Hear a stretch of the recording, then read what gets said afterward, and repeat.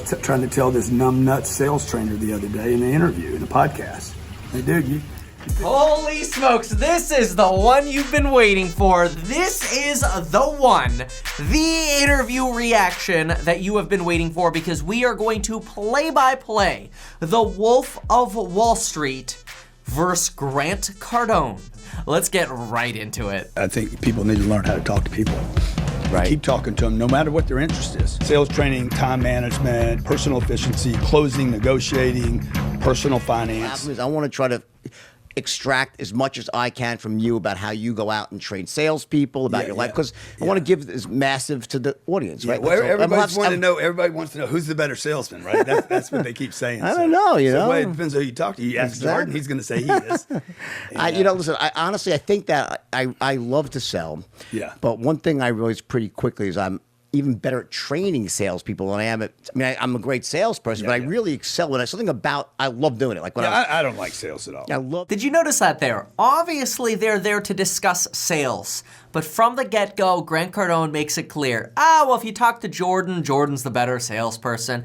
I don't like sales anyway. It's a very interesting way to start a podcast that's clearly going to be about sales. And then watch Grant Cardone's behavior. You're going to see him smiling. He's really excited. He's bobbing up and down. He's engaged. This is going to be a great baseline for the interview because you'll see his personality and his demeanor changes a lot. This is Grant's happy state. Everything's good right now, but it's going to change dramatically from this. The fish was going bad. Got it. And I'm like, I have to sell this shit. Right. Otherwise, it's going to go bad. So what was your rap? What was your pitch back then? Jordan specifically asks Grant, well, what was your pitch when you were selling fish? And Grant responds, and notice how Jordan actually fills in a better pitch for Grant. The fish was going bad. Got it. And I'm like, I have to sell this shit. Right. Otherwise, it's going to go bad. So what was your rap? What was your pitch back then? Hey, guys, I got fish. I got fish. That was my fucking stick. I'll give you really good prices. They're about my to. straight I don't tell them now they're going to go bad. I got fish. I just caught them. You want them? Look at the faces here because something very important just happened. Jordan fills in Grant Cardone's pitch. Hey, I've got good prices. Grant realizes that Jordan sort of filled in his pitch. And then what Grant does is rather than really agreeing with Jordan, Grant doubles down on the pitch that he had.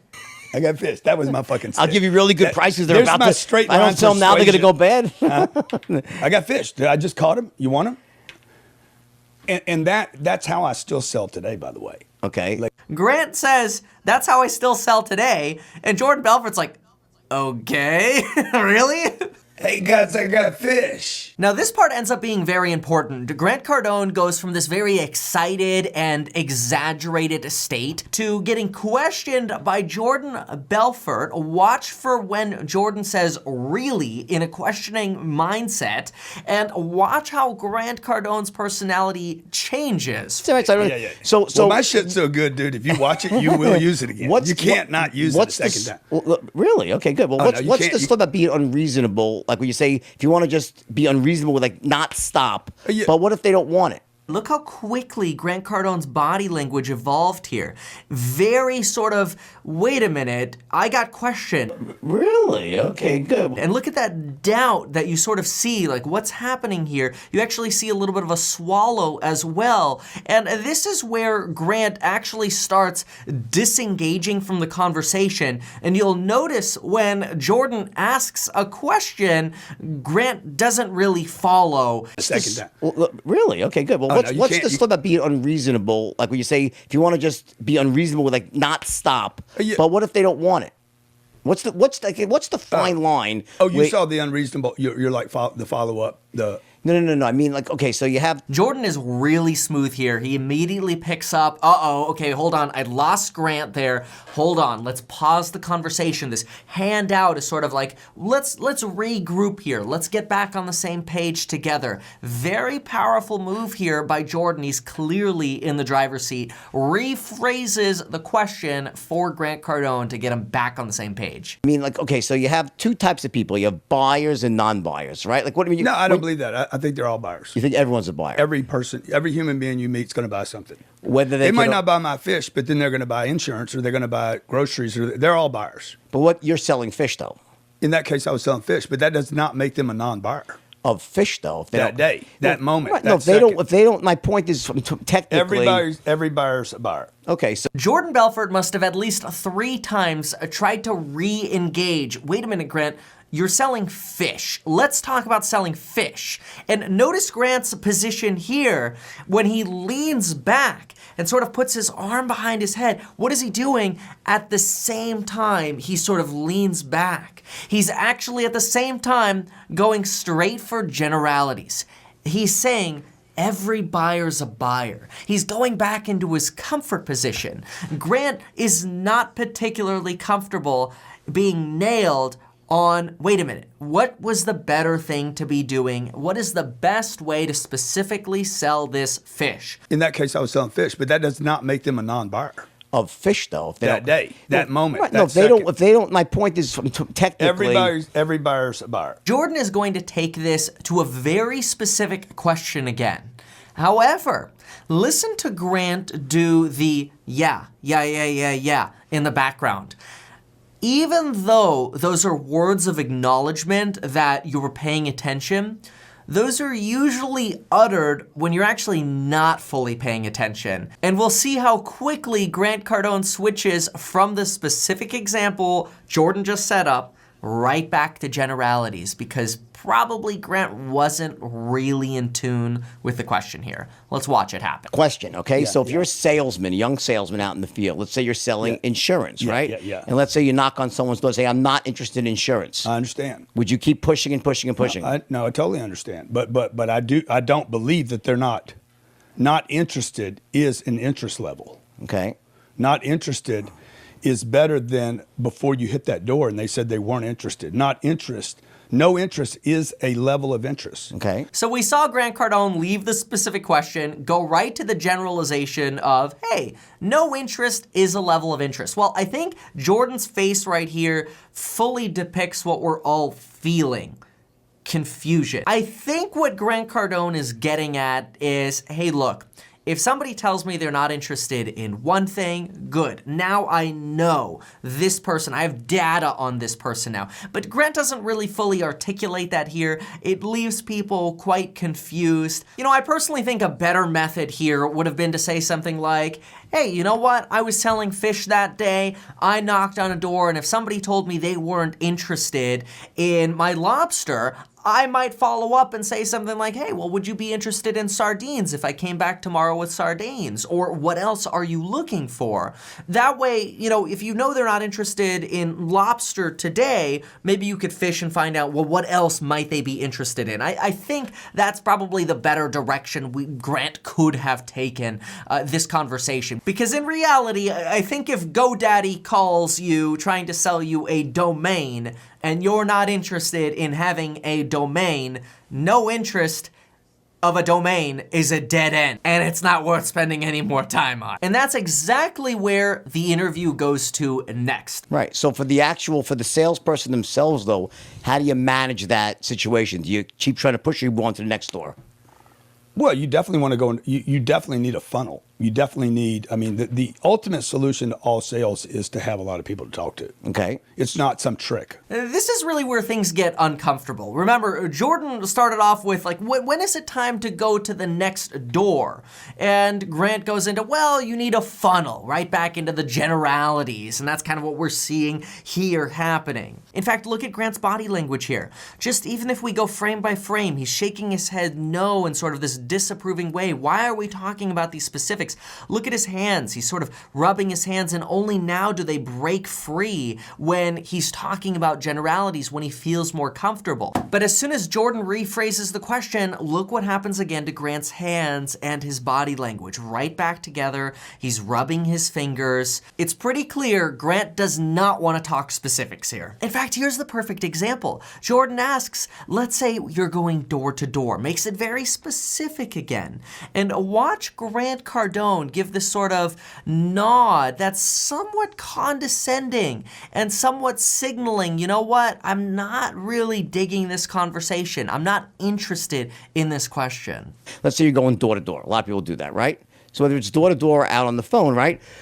You knock on someone's door, right? Do you believe that you should try to knock on as many doors as possible, try to really go deeper into people who aren't interested? Or what's the sweet spot? No, they should. You know what I'm saying? You know what I'm saying? It's not a trick question. Just, what's the sweet spot? How do you know? Jordan saying here it's not a trick question was in total reaction to Grant Cardone stumbling.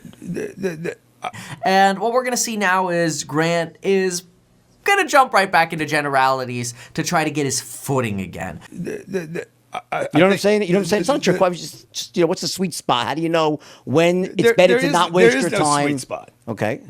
Right? Like, because even if they hit the sweet spot, it's about volume. I mean, there's no success without volume. Pay attention to how pro Jordan is here. He realizes Grant Cardone is tripping up, but kind of squints his eyes and shakes his head back and forth and tries to sort of soften the entire position, soften the aggressive affront that's happening. You go, it's okay.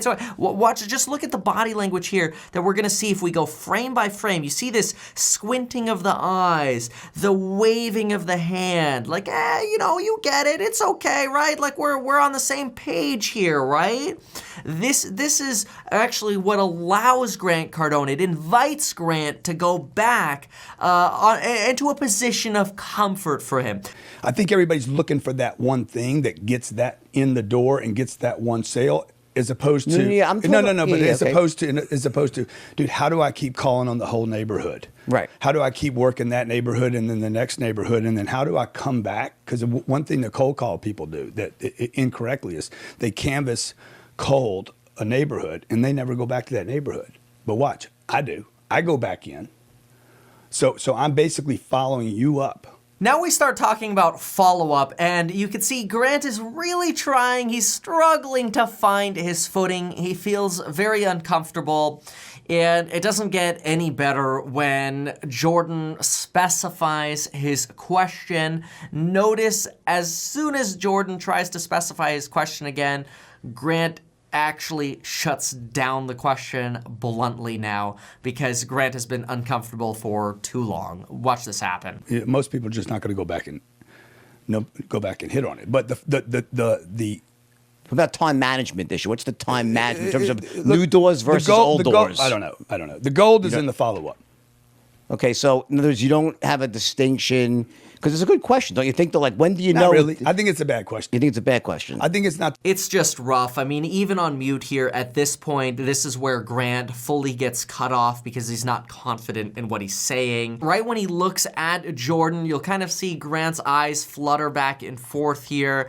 These are some real clues that Grant is searching for the right answer, but he's actually giving Jordan the opportunity to interrupt him, which Jordan immediately pounces on. Just brilliant. Jordan knows just when to pick up on the cues of uncertainty, to jump in, and that's where Grant says, you know what, this is just a bad question. And that's where you see that discomfort here, and when Grant gets that opportunity to say, this is a bad question, you see him smile again. Watch this. Yeah, there it is. You see right back in his element, you know what, it's just a bad question. The smile, he's trying to get back into his place, but look at his hands. Look how he's rubbing his hands. Not very comfortable here. So sending these sort of, on one hand, smile, but on the other hand, it's not natural at all. Now, this next part is probably the gem of the interview from Grant Cardone's point of view. I will give that to him. Look, Grant and I have had our disagreements, but I will give this to him because it is very similar to what I teach in the real estate agent course. A lot of you know I have a real estate investing course, but I also have a course for real estate agents where I teach you how to be an excellent salesperson. And the concept is, if you get known, people see my wrapped Tesla, they see my ads, they see my reviews online, they see me door knocking, they see my for sale signs, my open houses, they meet me at the open houses, they get my flyers, they get my mailers. All of that creates this knowledge of meet Kevin. This is exactly what Grant Cardone mentions here, and he is right.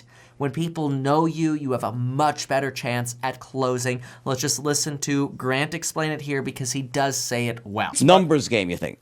Without a doubt. Okay. But if they know me, rather than me knowing them, if they already know me, then my leverage goes up probably 10x. Okay. Can you explain that? Hey, I know you. I saw you in the paper. I saw you on you get that because people, know about the movie, right? So you immediately have some altitude or lift. Right. Because people know you. It's not who. Did you notice how Grant Cardone is getting back into his element and now he's leaning in again? And he's actually got this very conversational lean forward with his hands on the table again. Watch that transition happen again here just in the last 10 seconds. It's very important because it really shows now Grant Cardone feels comfortable again. Saw you in the paper. I saw you on you get that because people, know about the movie, right? So you immediately have some altitude or lift. Right. Because people know you. It's not who I know. It's who knows me. Right. What you'll notice now is Jordan goes right back in for a very specific question. What should a salesperson do? How long should a salesperson stay on the phone? So if you give someone let's say you give someone a stack of like 200 leads to dial through, right? And you get a salesman who wants to speak to everybody. Like he's going to speak to someone who's, let's say, have no money, they have no job, and they want to sell a $10,000 product, and they waste 45 minutes in that call. Would that be smart or not smart? He shouldn't have started that call with one product. Why? Because he works at a company that has one product. That's stupid. So I'm playing this back on mute again, but this was very interesting. Grant goes back to a position of being very uncomfortable again, and immediately responds to Jordan's question by going right back to the general. Oh, well, the answer if somebody can't sell that one product is, well, he needs more products. I mean, it's okay, it's an argument, but it's not really what we were expecting from somebody on point when it comes to sales. I mean, look at this eyelid wipe right here. This is very, very uncomfortable. Grant is really caught off guard here, but in my opinion, a very good salesperson doesn't get caught off guard. This is a problem. Frame by frame, look at how uncomfortable Grant looks here. I mean, not only do we have the eyelid wipe going on, but watch the breath and the facial expressions, those micro expressions, very unnatural, very, wait a minute, let's figure out what's going on here and come up with a response because we're having issues. Why? Because he works at a company that has one product. That's stupid. Go some other place because So you can't change your sell job one then. product. Okay. I mean, who does that? Amazon doesn't do it. Grocery stores don't do it. Starbucks doesn't do it. Nobody. Jordan, by the way, very brilliant, picks up on this discomfort. Okay, and then it also echoes what Grant Cardone is saying to keep the conversation moving forward. Very, very, very smart. No matter how good that one product is, nobody can build a business or any kind of success on one product. Or let's say a couple of products, 2 or 3 products, right? The average company out there. Yeah. You need more than one product. You need more than one product, okay? Like if I try to hit everybody with a $10,000 product or even a $1 product. Even a $100 If I hit somebody product. with a $1 product, I miss the guy that wants to spend $10,000. So the idea doesn't see value in Okay, $1. so the idea is go work for a company that has a whole suite of products, gives you you can sell something to everybody, right? Basically, right? Yeah. Okay. I like that. Cool. Jordan is just a brilliant salesperson. He really gets Grant Cardone from this uncomfortable position to one of agreement right here. Yeah, I can agree with that. Even though Grant Cardone is still uncomfortable, he's agreeing. And so is Jordan. They're nodding. All right, we're getting back on the same page here. And this smile, well, some people might see that as condescending. In my opinion, this is actually Jordan coming from the angle of, it's okay, man. We're on the same team here. I know, Grant, you can't control the edit of this, but don't worry, man. It's all good. It is what it is. Let's just keep moving on. This is very sincere. He lets Grant Cardone get his footing again by talking about himself. He lets Grant Cardone talk about Cardone University. And Grant gets so comfortable in the interview again that we get to my favorite part of the interview. Grant literally stepping on himself, talking about Cardone U.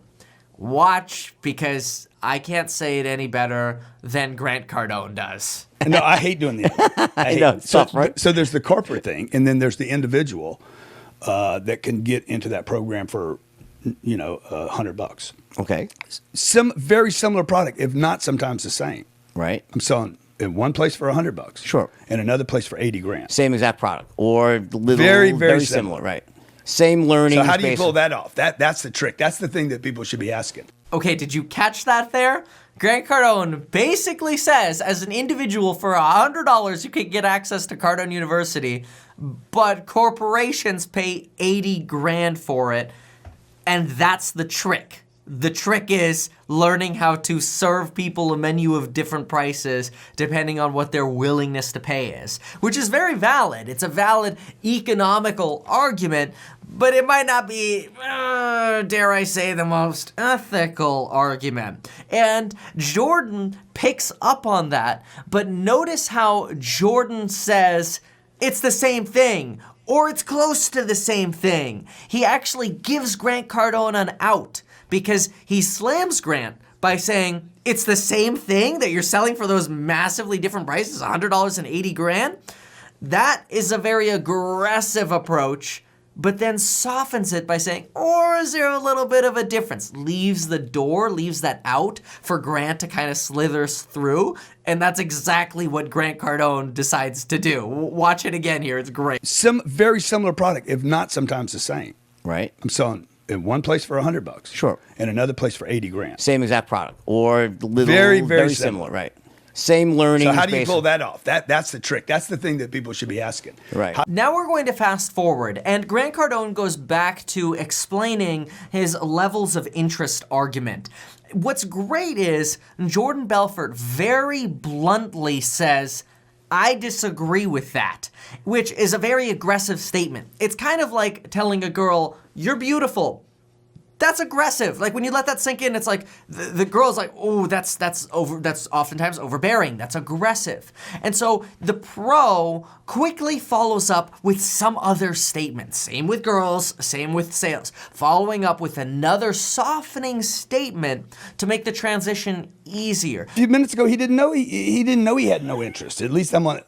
You see what I'm saying? You get it? Well, I wouldn't do that. I disagree with that. But I'm not saying that reasonable minds could differ. I would. Yeah. I'm more about hitting massive numbers. I would move on to the next guy. Well, the problem Did you notice Grant was leaning in?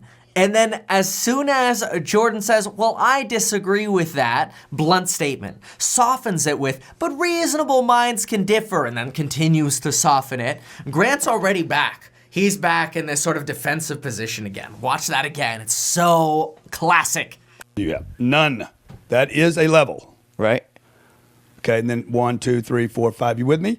A few minutes ago, he didn't know he had no interest. At least I'm on it.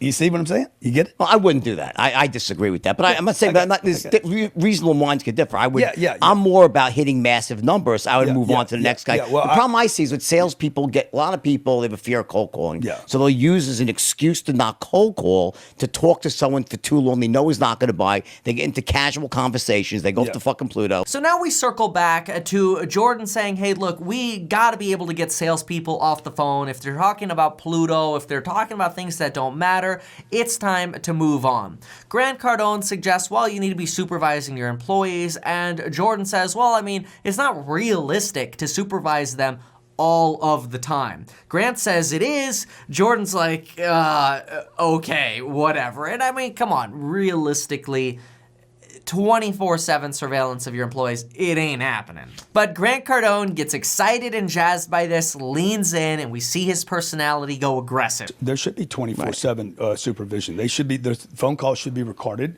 The manager should know exactly what they opened with. But in the real world, though, that's not. Here's the thing. In my real world, it's possible. I know, but in your real world, maybe it's not. But in your In real my world, real- everybody's using drugs. So in my real world, fucking nobody's using drugs, and you're going to set the intention. Hey, I'm calling because I want to get you on this program. That's the reason I'm calling you. Notice how in order for Grant to get into the game here, in order for Grant to really lean in, he kind of had to take a pretty dang low blow at Jordan Belfort.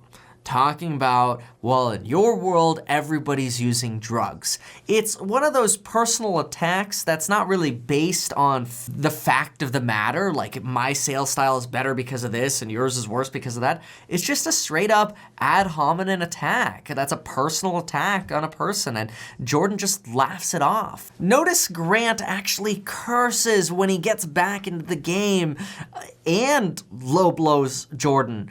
It really shows that he is needing to pull these sort of lower tricks just to get back into the game. It's unfortunate. But at this point, Jordan Belfort actually makes a mistake, in my opinion, by reaching his hand out and saying, with all due respect, buddy. By the way, both of those phrases, relatively condescending. Buddy, highly condescending.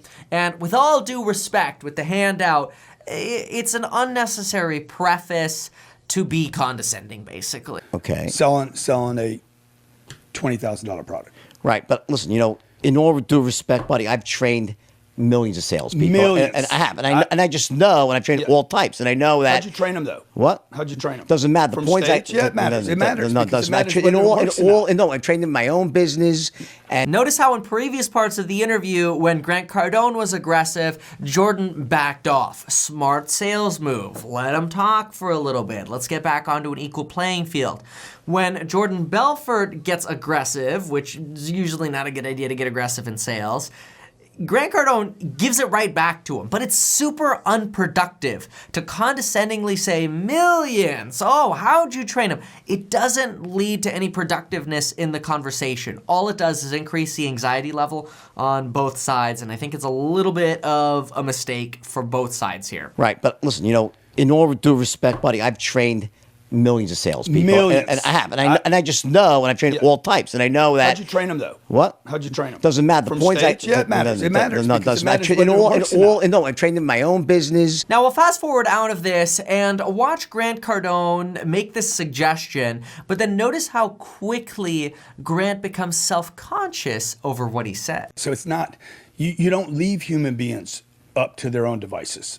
Well, the thing is, though, You don't leave them. Like if you when you run have a commission structure, right? You want to obviously create an incentive plan that motivates people. You don't want to disincentivize people, right? So you want to motivate people with certain things. You want to set them up to succeed, right? I want to make sure they're successful. Right? You want to set them on and give them the best chance of success, right?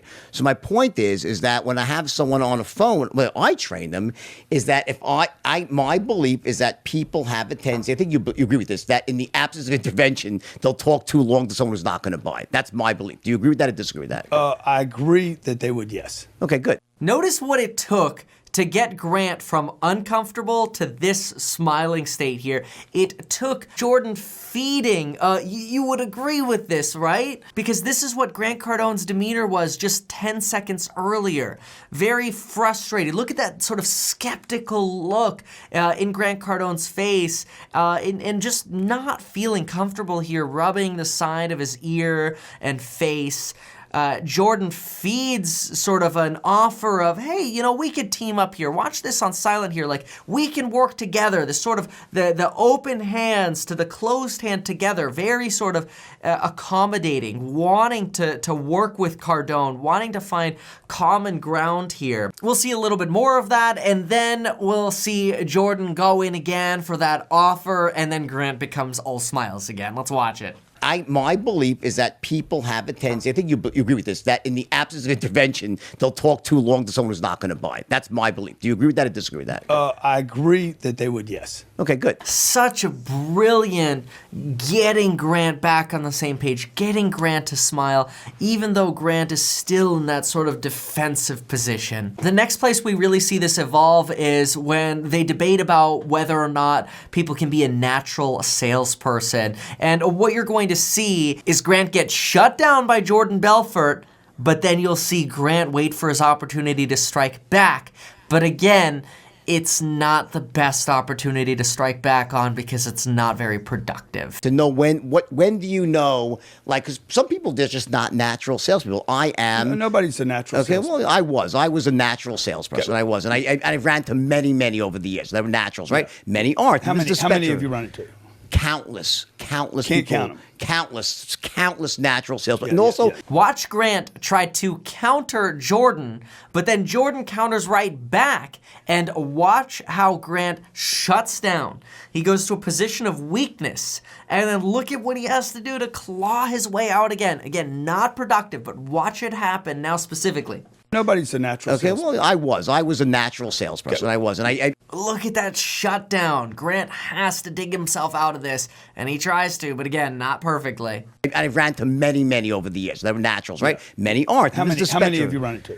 Countless Can't people. count 'em. Countless. Notice how right after Jordan says countless, Grant kind of just in the background says the same thing again that we heard earlier, that yeah. Countless Can't people. count 'em. Countless natural salesmen. Yeah, And yeah, also, yeah. there's a whole barometer in between, right? Now remember, last time Grant started doing the yeah, he wasn't actually paying attention anymore. And what's interesting is the same thing happens here. In the call longer than you should Yeah. because you don't want to pick up that phone. And it's like human nature on some levels, psychology. Yeah. What do you think about that? Yeah, I think people want to avoid. That's why I said earlier, it is the number, it's the volume. What do you? It's you, getting You through. made fun of her of NLP, right? And there- This is actually so brilliant. Jordan picks up on Grant Cardone again, having lost his place, having not paid attention. Jordan jumps in and says basically to himself, you know what, let's just change topics. Hey, let's talk about NLP. Now, what we're about to see is really fun as well because we watch Grant kind of get slammed on not really being aware of NLP as much as he should be aware of it. We see Jordan sort of say, oh, well, how would you identify an NLP person? Like, I've never heard of that before. And Grant kind of goes right back into defensive mode until Grant can come back and start talking about himself and how large his sales organization is and how great everything Grant is. some levels, psychology. Yeah. What do you think about that? Yeah, I think people want to avoid. That's why I said earlier, it is the number, it's the volume. What do you? It's you, getting You through. made fun of her of NLP, right? Neuro-linguistic pro. I heard someone say. I just got to know I don't think much of any gimmicks. Like NLP gimmick. yeah, totally. I've never had an NLP salesman work for us. Like Well, I don't know if there are They- NLP. they've never I don't- been- I don't know what an NLP salesman look like. It's not. I don't either. I know guys that are like, hey, I'm doing LM. Good. They never work. They never. What do They're you- never. Have you studied it at all? No, they're never productive. So we got, I don't know, I think we got 80 salespeople on the phone today. Look, I think it goes without saying here, but it's pretty obvious you know when Grant's losing when he has to curse or talk about how big his empire is or how big his staff is or how big his jet is or whatever and go to these generalities again, these things that people can cheer on. So we got, I don't know, I think we got 80 salespeople on the phone today. In fact, that's exactly where the conversation goes. When you see this particular clip, just think to yourself, when Grant sells Cardone Capital, what does he like to do? Cash flow. Who doesn't love cash flow? It's a truism. It's like you don't even need to say it. Of course people want cash flow, but it's a nice way to sort of rile up a crowd and turn around and appeal to the audience. In an average company, right? So you get salespeople, they speak to I would quit unqualified. talking about average companies if I were you. I don't know why when you you keep train- going back to because- average. Who, because who wants to be average? Why are Dude. you guys studying average people? Dude, I'm talking about. 'Cause Now we're gonna leave this talk about average aside. Let's jump into this part where Grant and Belfort talk about this idea that there are a lot of people out there that just speak and they don't really give practical advice. They just sort of give this textbook, rah, you should be doing this, you should be doing that, but it's not very practical. And I love the jab that Belfort takes at Cardone by basically saying like, oh yeah, talking but not really knowing what you're talking about. Grant Cardone does try to defend himself, but it's still such a well-played jab. Let's watch it. Speakers that are- business experts, Yeah, okay, right, okay. speaking experts, gurus, Okay. that are like talking about how to do X. and they've never really done it. And ain't themselves. nobody at home, bro. They ain't no X at home. Right. Okay. And so this is really frustrating for me because I was that guy, and I referenced this earlier. I did this from 32 to probably 10 years of my career where I was like, what am I Speaking doing? about stuff you really didn't know about. Now let's jump forward and look at the last time Jordan tries to pick Grant Cardone apart on sales. We end up going into Grant Cardone's final sort of sales pitch, And then we get a very clear distinction here of the different sales personalities. In the real world of practical sales training, there are certain things you see again and again at the average company. They're all over the world. Salespeople have typical habits, right? Would you agree with that or no? You don't think there's typical habits salespeople have? I don't think it's about salespeople. I think it's about people. Not about salespeople. Okay. No, what's it got to do with salespeople? About training. You train salespeople, don't you? I train people. You train people. Right? And that's one of our businesses, right? But like... I mean, it's kind of frustrating, this distinction between people and salespeople, but whatever. Let's not leave that, okay? You can't. There's no tricks when I'm talking to a guy on the phone. That phone call I did a few minutes ago. That's $100 million worth of deals. That you can't trick a guy into that. I can't cross my legs and think, okay, that's going to get You keep the deal. using the word trick, though. Like, what do you mean trick? I'm confused when you make trick. There's no gimmick, bro. This is what your viewer needs to see. It's not like, trick. There's no trick. Is it strategy? The strategy is to have a full pipeline. So but what about once you get a qualified buyer on the phone? Is there a strategy then or no? Certainly, but What's the strategy then? To make contact. And find once out what the That's where we could really see that, unfortunately, Grant's sales POV here just goes in a circle. Grant basically says, hey, look, the sales strategy and the only strategy you need is to have a full funnel, a full pipeline. And Jordan Belfort says, well, what do you do when you finally have somebody on the hook? Like, what's the strategy? And Grant goes full circle again. Well, the strategy is having people on the hook. It's like, it's a little bit frustrating, but we get it. Different styles here. Grant thinks there's no particular way to sell a person. Belfort thinks, well, typical sales training says that we can train people to ask the right questions, to qualify leads, and then to close leads. Grant seems to maintain the premise that, hey, you know what? It's all about being known, getting the ads out there, and getting people coming in through the funnel. And if they want to buy, they want to buy. Otherwise, whatever, we move on. Which I get it, but different styles, I guess we'll just write it off as. Once you make contact, determine what the need is, and then what's and the to strategy? fulfill the need. And then what's the strategy? How do you do that? How do you explain? How do you explain that? You to the guy? don't explain it. You don't tell people explain what you want to do. You tell, hey, I want you to buy my product. Okay, here's my product. This is what my product does. This is what my product costs. That should come early, by the way. This is what my product costs, okay? Does it fit your needs, okay? If everything I'm saying is true, does this interest you? At this point, the interview really goes into real estate and 10X and marketing and all of that. Jordan has clearly won the sales debate here, the fight for who is the better salesperson. And hey, you know what? To each their own. And so therefore, thanks for watching, and until next time. This numbnut sales trainer the other day in the interview.